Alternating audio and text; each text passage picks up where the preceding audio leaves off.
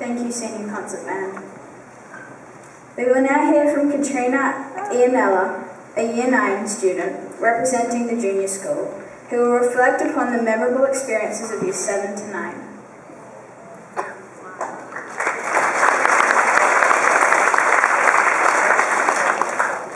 Everyone, listen.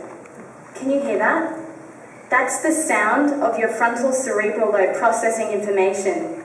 And believe it or not, right now, right this second, I know what each and every one of you are thinking. You're thinking, exactly how much longer do I have to sit through this?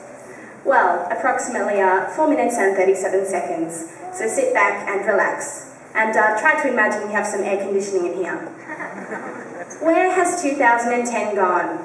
When we started this year, Kevin Rudd was Prime Minister, Mary McKillop was just an ordinary nun, and Altian Childs was a forklift driver. Since then, Julia Gillard has become Australia's first female Prime Minister, Mary McKillop has been canonised Australia's first saint, and Altian Childs from X Factor has become a megastar, at least for the next 6 months. But what about here, you say? What about us here at Willoughby Girls High School? After talking with some Year 7s and 8s, it became clear that 2010 hasn't just been a new decade. Consider, if you will, Year 7, or as I like to call them, the backpackers. On the first day of high school, they all turned up, looking a bit lost, and carrying what seemed to be these gigantic backpacks, as if they were about to go trekking across Europe. It wasn't long before the Year 7s really did go trekking, only this time they were on their way to Narrabeen. The Year 7 camp to Narrabeen was a get-to-know-each-other program at the beginning of the year. They participated in activities like abseiling, kayaking, orienteering and archery. In fact, abseiling is a metaphor for Year 7's first year in high school. It's a little scary at first, but once you get over the edge, it becomes a lot easier when you realise that gravity is doing most of the work and you have someone you trust holding the ropes. Year 7 was also the year which subjects like design and technology were a novelty, and so each week the Year 7s would troop home with another spot on their uniforms and an extra stain for their mothers to scrub off. Year 8, 2 words, running and skiing. This was the year the Year 8s went skiing in Thredbo. Surprised at how much work skiing and snowboarding actually is, Year 8 snowplowed, skidded and skidooted down the slopes with the occasional accidental bump into ski instructors. I'm sure I do not stand alone when I say that we have now officially mastered the snowplow. Year 8 also means the oh-so-fun job of being an office runner. The pressure of returning all the gold slips by the end of period 1 is exhausting. And for this, we thank you, Year 8. Keep on running. When I was in Year 8, we were all dedicated to reading as many Twilight books as possible. Early this year, our thoughts were dominated by Edward Cullen, and if not for the ban on all Twilight books, our English assignments would have been too. Recently, however, heads turned from Edward Cullen to Harry Potter. 2010 brought the first and last instalment of the Harry Potter saga, and let me tell you, as an avid Harry Potter fan, it was a good feeling hearing murmurs of Alohomora and Expecto Patronum in the corridors.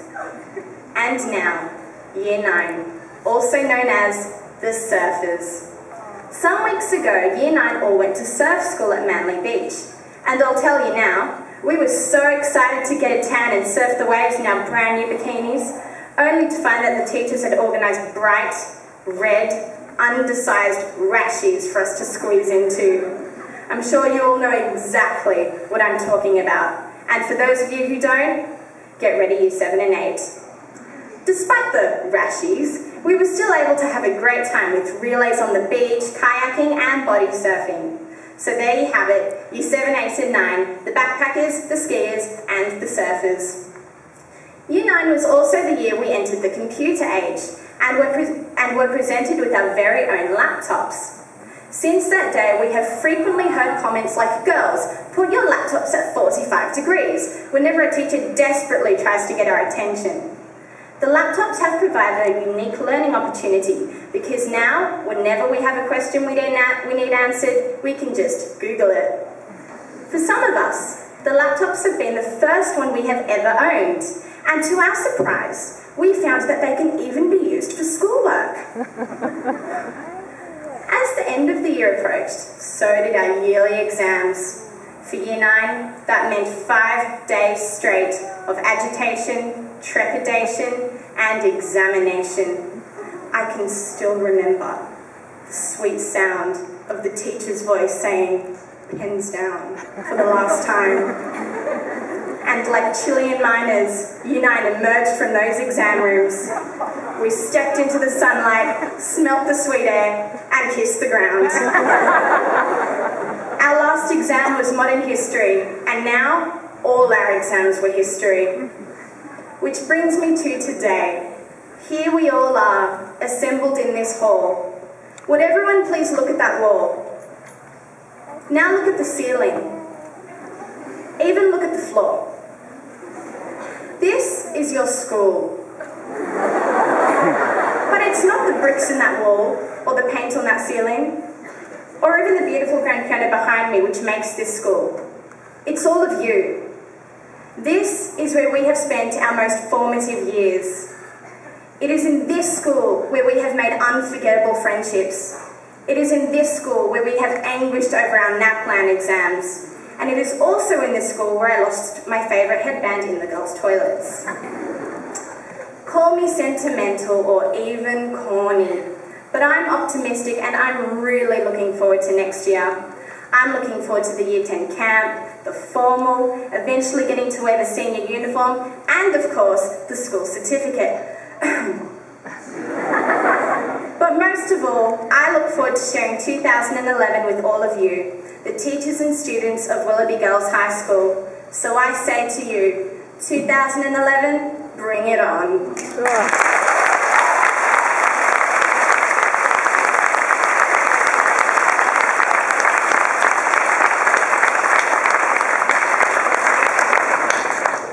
Thank you, Katrina. I will now